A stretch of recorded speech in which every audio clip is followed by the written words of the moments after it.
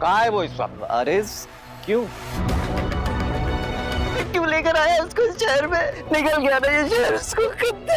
Hello friend, arrays एक इंतहाई घटिया इंसान साबित हुआ। पहले इसने हर मुमकिन कोशिश की कि वो मुकद्दस को डरा धमका कर इससे इनकार करवाए, मगर वो इसके ड्रामे में नहीं आए और ये बात अरेज के गुस्से को हवा देने के लिए काफ़ी थी। इसने सिर्फ एक मासूम लड़की की ज़िंदगी इसलिए बर्बाद की कि इसने इसे थप्पड़ क्यों मारा, और इस एक थप्पड़ का बदला लेने के लिए इसने मुकद्दस की पूरी ज़िंदगी ही बर्बाद कर डाली थी। इसका मकसद ही मुकद्दस को रुसवा करना था। इसे मुकद्दस से कोई कर्ज नहीं थी। सच कहते हैं कि गरीबों और यतीमों का कोई नहीं होता, वो सिर्फ दुनिया की ठोकरों पर होते हैं।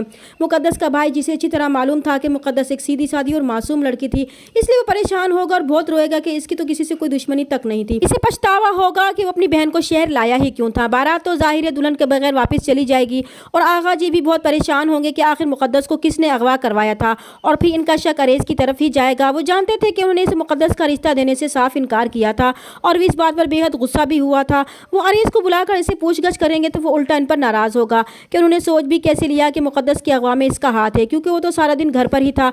इस तरह वो साफ साफ खुद को बचा लेगा, जबकि ऐमन को पूरी तरह से अरेज पर शक है। में अरेज का ही हाथ है, क्योंकि इसके अलावा तो इस घर या शहर में कोई मुकद्दस का दुश्मन हो ही नहीं सकता था। दूसरी तरफ अगवाकार मुकद्दस को रात के वक्त इसके घर के दरवाजे के आगे फेंक कर चले जाएंगे। मुकद्दस इस वक्त भी बेहोश होगी। जब आगा जी और माज, जो मुकद्दस के सिलसिले में थाने गए थे, वापस आएंगे तो मुकद्दस को दरवाजे के सामने बेहोश पड़ा हुआ देखेंगे तो इसे अंदर ले जाएंगे।